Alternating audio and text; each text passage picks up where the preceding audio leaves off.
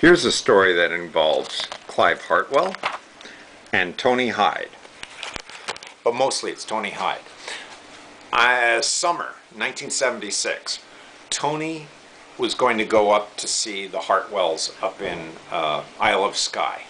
And so somehow I made it through visiting Vicky Ionescu, and I made it to London, saw Marion Bach, and eventually found Tony Hyde. I think it was in Liverpool, I'm not sure.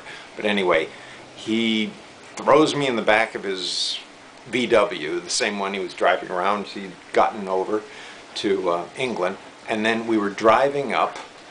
I think we made it in one day.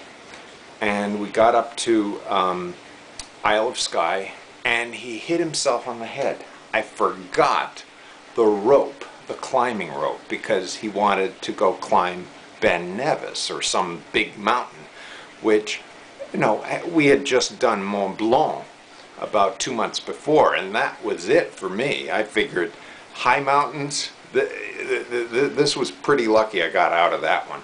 And now he invited me along to climb these high mountains in Scotland.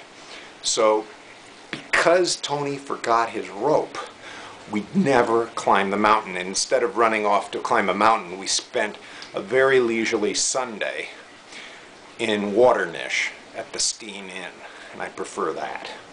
This has been another Eglaw memory.